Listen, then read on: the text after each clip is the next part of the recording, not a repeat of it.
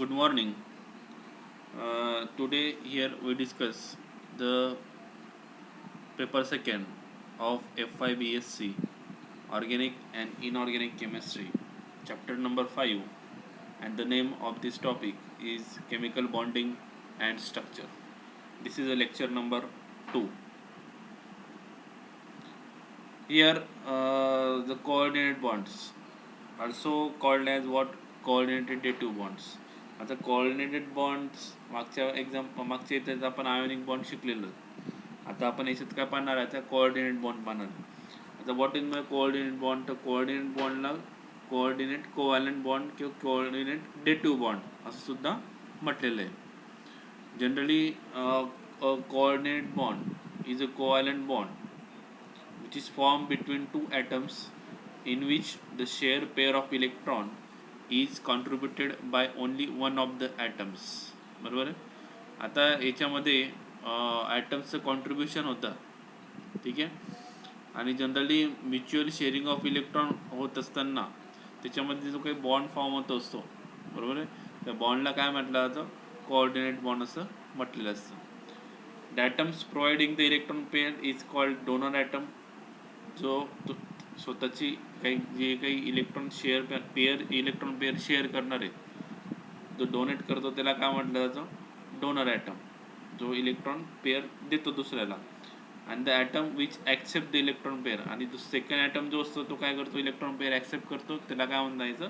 Acceptor item. म्हणजे दोन प्रकारचे ॲटम असतात, एक डोनर ॲटम, दुसरा असतो acceptor item. Donor item electron देतो, ॲक्सेप्टर ॲटम इलेक्ट्रॉन घेतो. दोघांमध्ये जो बॉन्ड फॉर्म होणार आहे त्या बॉन्डला काय म्हणायला जातं? That is called as what? Coordinate bond. Coordinate bond is denoted by arrow pointing towards the acceptor atom. एक ॲरो असतो, बरोबर आहे. ॲरो सगळ्यांना माहिती आहे, जसं रिॲक्शनमध्ये आपण ॲरो यूज होतो तसा ॲरो असतो. आता ॲरो हा एक ॲटमपासून दुसऱ्या ॲटमपर्यंत ॲरो हा गेलेला असतो. त्याचा अर्थ काय असतो? तर इलेक्ट्रॉनचं शेअरिंग झालेलं आहे, म्हणजे एका ॲटमपासून जिथं ॲरो संपतो तिथं दुसऱ्या ॲटमपर्यंत. म्हणजे जो काही बॉन्ड असतो, जो काही ॲरो असतो, त्या ॲरोचं जसं आपण डायरेक्शन पाहिलं, डायरेक्शन कसं असतं? रिचकडून डेफिशियंटकडे, बरोबर आहे. म्हणजे इलेक्ट्रॉन जो डोनेट करणार आहे तिथून तुमचा ॲरो स्टार्ट होईल, आणि जिथं ॲरो संपेल तिथं काय होणार आहे? इलेक्ट्रॉन दुसऱ्याला देणार आहे, बरोबर आहे. माझ्याकडे जो काही arrow pointing towards the arrow राहील तो काय राहील? ॲक्सेप्टर ॲटम राहील, बरोबर आहे. Condition for the formation of coordinate bonds. The donor atom should have a lone pair of electron. आता याच्यामध्ये कोऑर्डिनेट बॉन्डमध्ये एक कंडिशन आहे, काय? तर जो काही आपण ॲटम घेणार आहे तो ॲटमवर कुठला चार्ज पाहिजे? लोन पेअर ऑफ इलेक्ट्रॉन पाहिजे. काय पाहिजे? Loan pair of electron. जर लोन पेअर ऑफ इलेक्ट्रॉन असेल म्हणजेच तो इलेक्ट्रॉन रिच आहे. इलेक्ट्रॉन रिच असेल तरच तो इलेक्ट्रॉन हे डोनेट करू शकतो इलेक्ट्रॉन डेफिशियंटला. अशा वेळेसच कुठला बॉन्ड तयार होतो? कोऑर्डिनेट बॉन्ड तयार होतो. The acceptor atom should have vacant orbital to accept the electron pair donated by donor. Acceptor atom पण असा पाहिजे, कसा पाहिजे? जो ॲक्सेप्ट करतोय तो नेहमी व्हॅकंट ऑर्बिटल पाहिजे त्याच्यामध्ये, फुलफिल कम्प्लिटली फील्ड नको. व्हॅकंट ऑर्बिटल म्हणजेच काय? तो इलेक्ट्रॉन डेफिशियंट पाहिजे.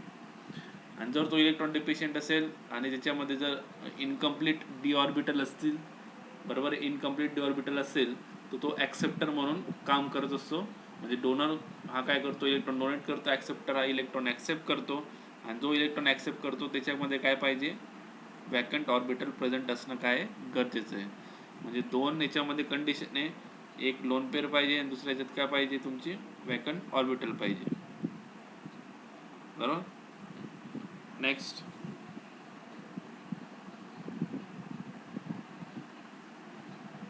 Just a minute.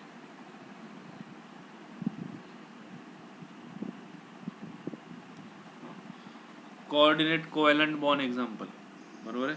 आता याच्यामध्ये कोऑर्डिनेट कोव्हॅलंट बॉन्डमध्ये आता पहिलं एक्झाम्पल घेणार आहे आपण NH4+. याचं तुम्हाला स्ट्रक्चर दाखवून देतो. हे पाहिजे NH4+ दिलेलं आहे. आता NH4+मध्ये नायट्रोजनला 3 बॉन्ड असतात, 3 हायड्रोजन आहेत, 1 2 3, बरोबर आहे. आणि एक काय असते? लोन पेअर असते. ही लोन पेअर काय करण्याकरता असते? डोनेट करण्याकरता असते. आणि जो H+ दिला आहे तो H+ काय करतोय? लोन पेअर ॲक्सेप्ट करतोय कोणाकडून? नायट्रोजनकडून, बरोबर आहे. मग लोन पेअर डोनेट करत असताना इथं H+ तयार होतो, H+ ॲक्सेप्ट करतो. H+ ॲक्सेप्ट करत असताना हे पाहिजे शेअर्ड इलेक्ट्रॉन पेअर दोघांमध्ये गेलेली आहे, दिसते का तुम्हाला? नायट्रोजन आणि हायड्रोजन या दोघांमध्ये काय गेली? इलेक्ट्रॉनची पेअर गेलेली. मग इलेक्ट्रॉन पेअर ही काय झाली? शेअर्ड झाली. शेअर्ड झाल्यानंतर हा ॲरो तयार झाला आहे. ॲरो कसा दिसतो तुम्हाला? नायट्रोजनने इलेक्ट्रॉन दिले म्हणून तिथून ॲरो स्टार्ट होतोय आणि हायड्रोजनने घेतले तिथं ॲरो काय होतोय? संपतोय. म्हणजे ज्या डायरेक्शनला ॲरो आहे तिथं काय आलं? डोनेट केलेलं आहे असा अर्थ होतो, बरोबर आहे. म्हणून याला काय म्हटलेलं आहे? ॲक्सेप्टर म्हटलेलं आहे. याला काय म्हटलेलं आहे? डोनर म्हटलेलं आहे. समजलं आहे? अमोनियाने काय केलं? इलेक्ट्रॉन डोनेट केले म्हणून तो इलेक्ट्रॉन रिच आला.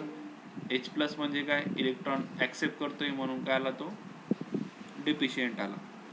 जो काय बॉन्ड फॉर्म होईल दोघांमध्ये तो काय असतो? कोऑर्डिनेट कोव्हॅलंट बॉन्ड किंवा कोव्हॅलंट बॉन्ड म्हटलं तरी चालेल त्याला, किंवा कोऑर्डिनेट बॉन्ड म्हटलं तरी चालेल, बरोबर आहे. आपण त्याचं एक हे पाहू, formation of ammonium ion. Ammonium ion म्हणजे काय? NH4+. हे पाहिजे NH4+. N किती? 4 हायड्रोजन आहेत, बरोबर. It is form by the combination of ammonia molecule and hydrogen ion. मग NH4+ कसं तयार होतो?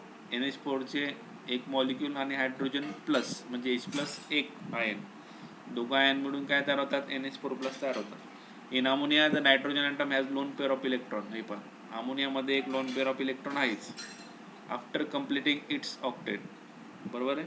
म्हणजे 6 हायड्रोजनला लागलेले 6, नायट्रोजनला लागलेले 6, म्हणजे ते in the form of NH 3 hydrogen, hydrogen 6 electron झाले. किती झाले? 1 2 3 4 5 6 आणि 2 8, म्हणजे ऑक्टेट कम्प्लीट आहे. सो लोन पेअर काय करतो? हा एक देऊ शकतो.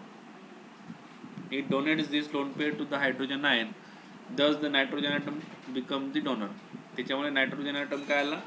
डोनरचं काम करतोय, कारण की त्याच्याकडे काय? एक्सेस इलेक्ट्रॉन प्रेझेंट आहेत. The hydrogen atom become the acceptor. The linkage between nitrogen hydrogen is called as coordinate bond. हे पहा, नायट्रोजन हायड्रोजनच्या मधला जो बॉन्ड असेल त्याला कोऑर्डिनेट बॉन्ड म्हटलेलं आहे. It is represented by an arrow. हा ॲरोने दाखवलेला आहे. कुठला बॉन्ड? Coordinate bond. पुढचं एक एक्झाम्पल पाहू आपण. That is what? Hydronium ion. Hydronium ion याच्यामध्ये काय? It is form by the combination of water molecule and hydrogen ion. आता याच्यामध्ये वॉटर मॉलिक्यूल आणि हायड्रोजन आयन याच्यामध्ये कॉम्बिनेशन केलेलं आहे, बरोबर आहे. मग आता ते कॉम्बिनेशन कसं दिसतंय तुम्हाला? H2O आणि H+, बरोबर आहे. H2Oचा 2 लोन पेअर आहेत, बरोबर आहे. 2 4 6 आणि 2 8. ऑक्सिजनवर किती लोन पेअर असतात? 3 लोन पेअर आहेत. म्हणजे हा काय करणार आहे? नायट्रोजन सारखंच इलेक्ट्रॉन डोनेट करेल कोणाला? हायड्रोजनला. हे पहा, हायड्रोजनला काय केलं आहे त्याने? H+ दिसतं का तुम्हाला? H जवळ आलेला, हा H पहिले येत होता, नंतर H कॉम्प्लेक्स फॉर्ममध्ये जवळ आला, बरोबर. म्युच्युअल शेअरिंग झाली. दोघांची शेअरिंग झाल्यामुळे दोघांच्या मध्ये काय आला? लोन पेअर आला, म्हणजे इलेक्ट्रॉन पेअर आले. मग इलेक्ट्रॉन पेअर काय दाखवते? की यांच्यामध्ये अट्रॅक्शन झालेलं आहे, म्युच्युअल अट्रॅक्शन. म्युच्युअल अट्रॅक्शन झाल्यामुळे जो काय बॉन्ड तयार होणार आहे तो कुठला बॉन्ड तयार होईल? That is coordinate bond, covalent bond. त्याला कोऑर्डिनेट कोव्हॅलंट बॉन्ड म्हटलं तर चालेल. हा H+ काय? ॲक्सेप्टर आहे. ऑक्सिजन काय? डोनर आहे. The oxygen atom in water molecule has 2 lone pair of electrons. बरोबर दिसते का तुम्हाला? 2 लोन पेअर्स. ऑक्सिजनवर लोन पेअर किती असतात? 2. नायट्रोजन किती लोन पेअर असतात? 3. मग आता ऑक्सिजन लोन पेअर किती आले? इथं 2 लोन पेअर आहेत. 2 लोन पेअर आहेत आणि हा जी काही डॉट आहे हा इलेक्ट्रॉन आहे, हा आणि हा मिळून एक बॉन्ड तयार होतोय. हा इलेक्ट्रॉन हा मिळून एक बॉन्ड तयार होतोय. कोणता बॉन्ड? ऑक्सिजन हायड्रोजन मधला बॉन्ड. ऑक्सिजन हायड्रोजन मधला. हे पहा, the oxygen atom in water molecule has 2 lone pair of electrons. It donates pair to the hydrogen ion and oxygen is thus the donor and hydrogen ion is the acceptor. Oxygen काय आला? हा donor आला. Hydrogen काय आला? That is acceptor आला. The hydrogen ion carries over its charge to the hydronium ion. मग याच्यामुळे charge कोणावर आला? इथं जो H+ होता, म्हणजे हायड्रोजन जो पॉझिटिव्ह चार्ज होता तो कोणावर आला? पूर्ण मॉलिक्युलरवर आला. म्हणजे H3O+ तयार झाला. आता कसा? हा H आणि हा H तिघे मिळून H3O+ तयार झाला. मग आता H3O+ तयार झाला, जो काही त्याच्यामध्ये ऑक्सिजन आणि हायड्रोजनमध्ये जो बॉन्ड तयार झाला त्या बॉन्डला काय म्हणणार तुम्ही? Called as what? Coordinate bond म्हणणार त्याला, बरोबर. अशा पद्धतीने आपण इथं कोऑर्डिनेट बॉन्ड हे शिकलेलो आहे, बरोबर आहे. त्याच्यानंतर आता पाहणार आहे आपण दॅट इज मेटॅलिक बॉन्ड. आता मेटॅलिक बॉन्डमध्ये जनरली मेटॅलिक बॉन्डमध्ये मेटल असतात, सगळ्यांना माहिती, बरोबर आहे. मेटलमध्ये कुठला चार्ज असतो? पॉझिटिव्ह चार्ज, बरोबर आहे. आणि तो जेव्हा मेटलवर पॉझिटिव्ह येतो तेव्हा इलेक्ट्रॉन्स काय होतात? त्यासोबत सर्क्युलेट होत असतात. म्हणजे जो काही अट्रॅक्शन तयार होणार आहे, इलेक्ट्रोस्टॅटिक फोर्स ऑफ अट्रॅक्शन, त्याच्यामुळे मेटॅलिक बॉन्ड हा फॉर्म होईल. आता पाहू आपण the electrostatic force of attraction between positively charge ions and delocalised outer electrons, बरोबर आहे. म्हणजेच काय? मेटलवरचा पॉझिटिव्ह चार्ज आणि त्याच्या अवतीभोवती असणारे जे काही इलेक्ट्रॉन्स आहे ॲज ई मायनस, म्हणजे एम प्लस आणि ई मायनस, अशा पद्धतीने जे काय फोर्स ऑफ अट्रॅक्शन तयार होतं, that interaction between delocalise electrons and the metal nuclei is called as what? Metallic bond. म्हणजे मेटलवरचा पॉझिटिव्ह चार्ज आणि इलेक्ट्रॉनवरचं जे काही अट्रॅक्शन असेल त्यांच्या दोघांमध्ये, जे काही इंटरॅक्शन असेल किंवा इलेक्ट्रोस्टॅटिक फोर्स ऑफ अट्रॅक्शन असेल, तेव्हा कुठला बॉन्ड तयार होणार आहे? मेटॅलिक बॉन्ड तयार होणार आहे. As the metal cation, metal म्हणजे काय असतो? Cation. And the electrons are oppositely charge, दोघांचे चार्ज काय असतो? Opposite. They will be attracted to each other, दोघं काय असतात? स्वतःला एकमेकांकडे अट्रॅक्ट करतात. And also to other metal cations. These electrostatic force are called metallic bonds and these are what hold particles together in a metal. अशा पद्धतीने दोघांमध्ये काय असतं? इंटरॅक्शन असतं, दोघं एकमेकांना अट्रॅक्ट करतात. अट्रॅक्ट केल्यामुळे जे काही दोघं आयन्स होल्ड करतील एकमेकांना, म्हणजे पॉझिटिव्ह निघायला एकमेकांना होल्ड करतात, म्हणजे बरोबर आहे. आणि होल्ड करत असताना जो काही मेटलमध्ये जो काही बॉन्ड फॉर्म असतो त्या बॉन्डला काय म्हटलं असतं? मेटॅलिक बॉन्ड असं म्हटलेलं असतं. Metallic bonds, metallic bonding, metal atoms typically lose valence electrons when forming compounds. आता जेव्हा मेटल एखादा कंपाऊंड फॉर्म करतो तेव्हा मेटल काय करतो? स्वतःचे इलेक्ट्रॉन हा डोनेट करत असतो, म्हणजे इलेक्ट्रॉन काय करत असतो? लूज करत असतो, म्हणून त्याला मेटल म्हटलेलं असतं. मग इलेक्ट्रॉन लूज करतो तेव्हाच तो काय करतो? कंपाऊंड तयार करतो, बरोबर आहे. म्हणजे इलेक्ट्रॉन लूज करेल तेव्हाच काय फॉर्म करेल? कंपाऊंड फॉर्म करेल. Metal atom forms compound with one another. हे पहा, मेटल हा कंपाऊंड फॉर्म करतो बाय कंबायनिंग. एक तर तो कंबायनिंग करतो ज्याच्याकडचे इलेक्ट्रॉन, किंवा पुलिंग करतो, किंवा स्वतःकडे अट्रॅक्ट करतो देअर व्हॅलन्स इलेक्ट्रॉन्स, बरोबर आहे.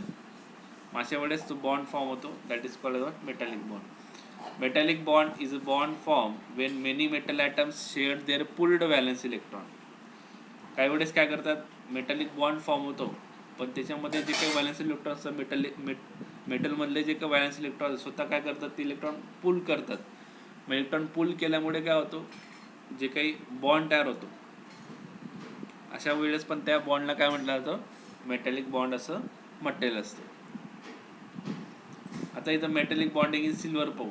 Silver atoms lose their valence electron become positive.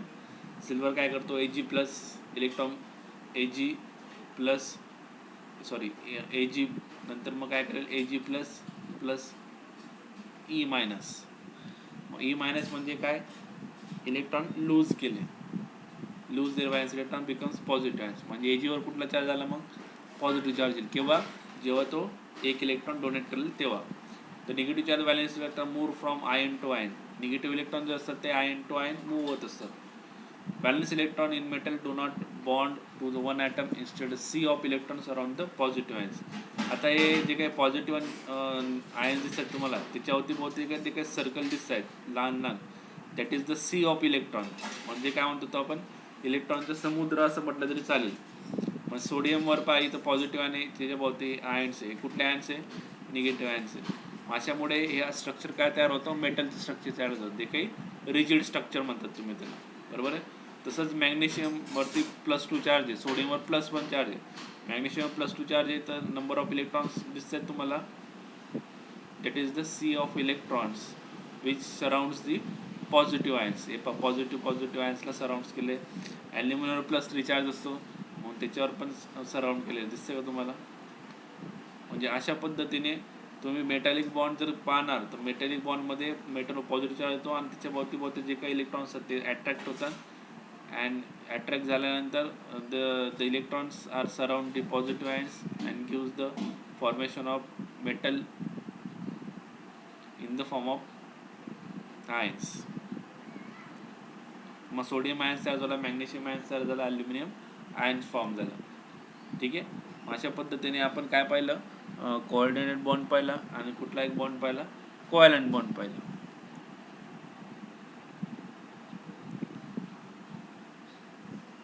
Good morning to all of you.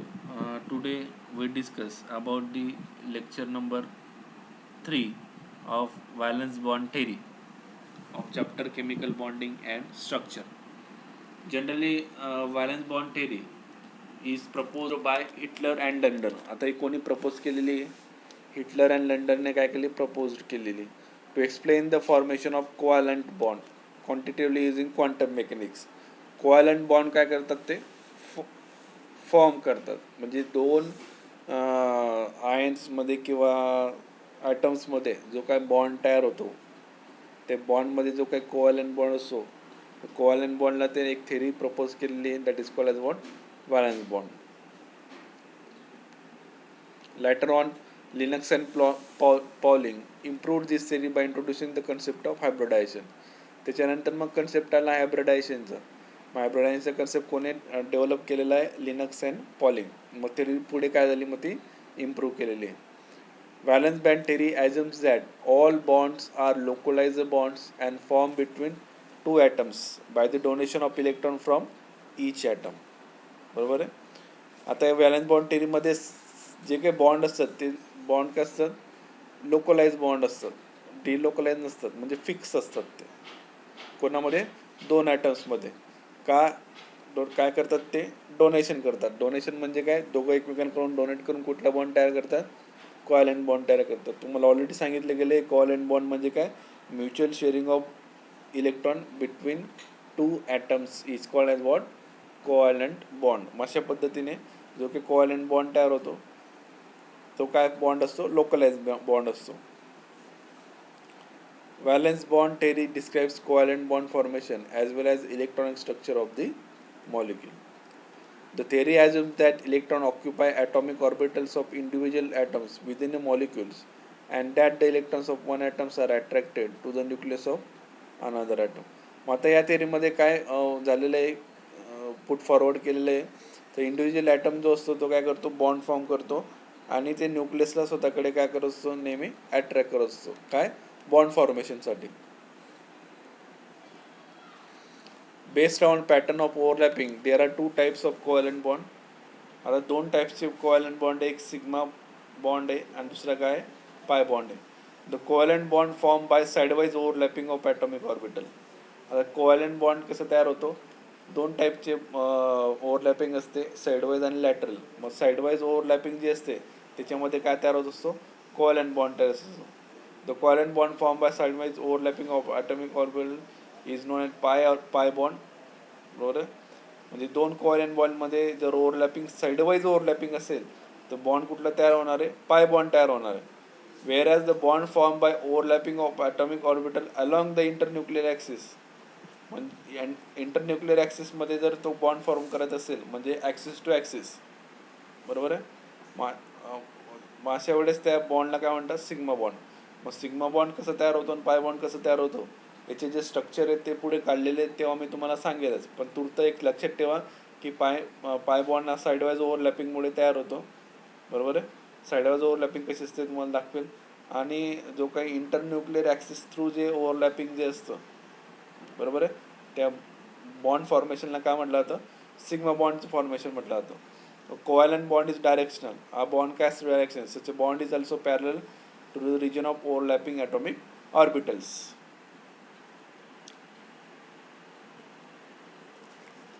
VBT applied to the formation of hydrogen molecules.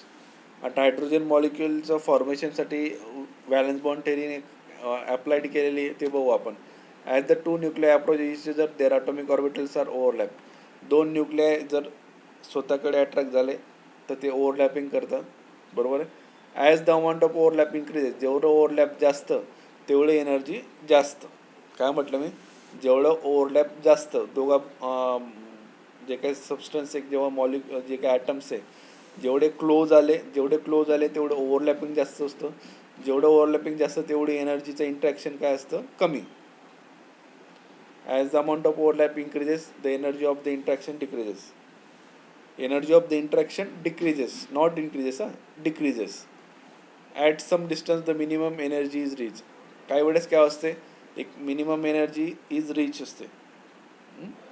आता अमाऊंट ऑफ ओव्हरलॅप पहा, इथं अमाऊंट ऑफ ओव्हरलॅप डिक्रीजेस आहे, amount of overlap जास्त आहे, इथं याच्यापेक्षा थोडं कमी आहे, याच्यापेक्षा नाहीच आहे ओव्हरलॅपिंग याच्यामध्ये. जिथं ओव्हरलॅपिंग आहे तिथं एनर्जी कमी होते. दिसते का तुम्हाला इथं? याच्यामध्ये जे इंटरन्यूक्लियर डिस्टन्स आहे किती, 0.74 अँगस्ट्रॉम आहे. याच्यामध्ये इंटरन्यूक्लियर जास्त आहे, 1 पर्यंत येईल, आणि 1च्या पुढे इंटरन्यूक्लियर डिस्टन्स, बरोबर आहे. मग इंटरन्यूक्लियर डिस्टन्स कमी म्हणजे ओव्हरलॅपिंग जास्त आलं. ओव्हरलॅपिंग जास्त आलं म्हणजे एनर्जी काय आली, कमी आली. जेवढी एनर्जी कमी तेवढं चांगला, तेवढा मॉलिक्यूल हा स्टेबल असतो. तुम्हाला ऑलरेडी सांगितलं गेलेलं आहे, बरोबर आहे. म्हणून पाय, जो एनर्जीचा ग्राफ आहे तो इथं कमी झालेला आहे, आणि एनर्जी ग्राफ इथं वाढला. काय कारण की याच्यामध्ये ओव्हरलॅपिंग दिसते का तुम्हाला, नाही दिसत आहे. आणि इंटरन्यूक्लियर डिस्टन्स पण वाढलेलं आहे, बरोबर आहे. इंटरन्यूक्लियर डिस्टन्स वाढले म्हणजे ओव्हरलॅपिंग काय झाली, वाढलेली आहे. As the 2 atom get closer the nuclear begin to repel. हे पहा, जेवढं 2 atom get close the nuclear begin to repel and the energy increases. हे पहा, एनर्जी इन्क्रीज होते, इथं रिपेल करता एकमेकांना, जेवढे जवळ येईल तेवढं रिपेल करेल तो. As the bonding distance the attractive force between nuclear electron just balance the repulsive force. अशा वेळेस काय करतो, तो बॅलन्स करतो अट्रॅक्टिव्ह फोर्स. इथं इथं जो काही अट्रॅक्टिव्ह फोर्स आहे,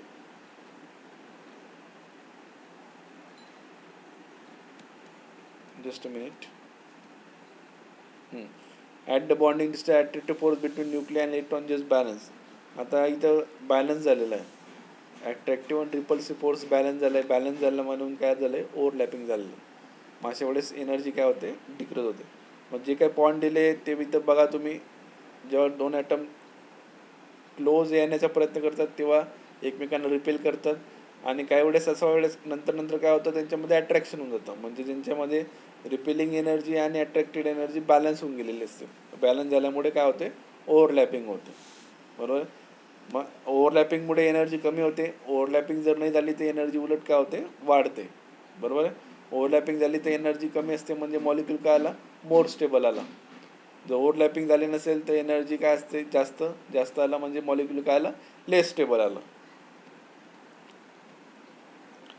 Pauling and Slater's theory.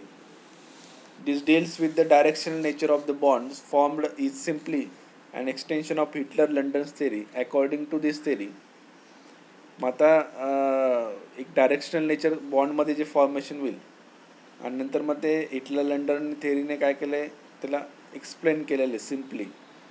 त्यालाच काय म्हटलं जातं, पॉलिंग अँड स्लेटर्स थेअरी म्हटलं जातं. मग त्यांनी काय म्हटलेलं आहे, greater is the overlapping stronger of will be the bond. जेवढं ओव्हरलॅपिंग जास्त तेवढा बॉन्ड हा स्ट्रॉंगर, बरोबर आहे. समजलं सगळ्यांना. It means bond strength depends upon overlapping. म्हणून बॉन्डची स्ट्रेंथ असते ही कशावर डिपेंड असते, ओव्हरलॅपिंगवर डिपेंड्स. म्हणून ट्रिपल बॉन्ड हा स्ट्रॉंग असतो, डबल बॉन्ड हा स्ट्रॉंग असतो, आणि सिंगल बॉन्ड हा काय असतो, वीक असतो. ट्रिपल बॉन्डमध्ये ओव्हरलॅपिंग जास्त असते कम्पेअर टू डबल बॉन्डमध्ये ओव्हरलॅपिंग जास्त असते compare to single bond. It means that bond strength depends upon overlapping and is directly proportional to extent of overlapping. Directly proportional म्हणजे काय, बॉन्ड स्ट्रेंथ जास्त, overlapping जास्त, bond strength कमी, overlapping कमी. A spherically symmetrical orbital, for example s orbital, will not show any preference in direction, whereas non-spherical orbitals, p orbitals, will tend to form a bond in the direction of maximum electron density with the orbitals. दोन प्रकारचे shape आहेत, S orbital आणि P ऑर्बिटलचा वेगवेगळा shape आहे. S ऑर्बिटलचा shape हा spherical आहे. Spherical कसं असतो मी तुम्हाला दाखवतो आता पुढे. आणि पी ऑर्बिटलचा शेप कसा असतो, डम्बेल शेप असतो. त्याला नॉन स्पेरिकल म्हणतात, म्हणजेच काय, dumbbell shape. Direction of maximum electron density with the orbital. माझ्या वेळेस जिथे इलेक्ट्रॉन डेन्सिटी जास्त आहे, ज्या लोबला, तिकडं तो काय करतो, ओव्हरलॅपिंग करत असतो. बरोबर आहे. असं एस ऑर्बिटलमध्ये नसतं. ते आपण जेव्हा ओव्हरलॅपिंग जेव्हा शिकू तेव्हा पुढच्या याच्यात आपण बघणारच आहे. ते आता पुढच्या स्लाईडमध्ये येईलच तुम्हाला. मग आता याचं म्हणणं काय आहे, तर ओव्हरलॅपिंग जास्त, एक्सटेंट ऑफ ओव्हरलॅपिंग जास्त तर बॉन्ड स्ट्रॉंग असतो. दोन प्रकारचे स्पिअर शेप वाटलेले ऑर्बिटल असतात. एस ऑर्बिटलचा शेप स्पेरिकल असतो. पी ऑर्बिटलचा शेप हा नॉन स्पेरिकल असतो. नॉन स्पेरिकल म्हणजे काय, डंबेल शेप आलं. बरोबर. डंबेल शेप म्हणजे 8 आकाराचा शेप, त्याला काय म्हणतात, डंबेल शेप असं म्हणतात. आता टाइप्स ऑफ ओव्हरलॅप पाहू. इथं पाहू आपण S S overlap. S S overlap पाहता, एस ऑर्बिटल काय सर्क्युलर आहे. एस ऑर्बिटल काय सर्क्युलर म्हणजे स्पेरिकल आहे. दोघं स्पेरिकल आहे. हायड्रोजन पाहतोय आपण. आता पाहू the overlap between two half filled S orbital. आता ओव्हरलॅप होतोय, दिसतंय का तुम्हाला ओव्हरलॅप झालेलं बिटवीन हाफ. याच्यामध्ये 1s1 ऑर्बिटल आहे म्हणजे एक ऑर्बिटल आहे. याच्यामध्ये पण 1s1, याच्यामध्ये पण एक आहे. दोघं एक एक इलेक्ट्रॉन हे शेअरिंग करतील आणि कोव्हॅलंट बॉन्ड तयार करतील. दिसतं का तुम्हाला. त्याच बॉन्डला काय म्हणतो आपण, सिग्मा बॉन्ड असं म्हणतो. हे पहा, sigma S S, sigma for this overlapping. S S म्हणजे काय, हायड्रोजनचा एस ऑर्बिटल आहे, हा दुसऱ्या हायड्रोजनचा एस ऑर्बिटल आहे. दोघं ओव्हरलॅप केले आहे. मध्ये दिसतंय तुम्हाला 2 इलेक्ट्रॉन आलेले आहेत. बरोबर आहे. म्हणजे काय फॉर्म होतं आहे, मॉलिक्यूल फॉर्म होतो आहे. पाहू आपण. The overlap between two half filled S orbit of two same or different atoms containing unpaired electron with opposite spin. हे पहा, इथं अपोजिट स्पिन, हा इथं क्लॉकवाईज आहे, अँटी क्लॉकवाईज आहे. Opposite spin is called S S orbital. Overlap झाल्यानंतर same ऑर्बिटलमध्ये overlap होईल किंवा डिफरंट ऑर्बिटलमध्ये ओव्हरलॅप होईल. ज्यावेळेस ओव्हरलॅप होतं त्या ऑर्बिटलला काय म्हणतात, एस एस ओव्हरलॅपिंग असं म्हणतं. किंवा 2s ऑर्बिटलमध्ये ओव्हरलॅप झालं तेव्हा. मग आता एक्झाम्पल काय त्याच्यामध्ये, formation of H2 molecule. Here the electron hydrogen atoms in the ground state 1s1. In the formation hydrogen two half filled bonds overlap with along with internuclear axis, thus forming a SS bond. मग SS bond झाल्यानंतर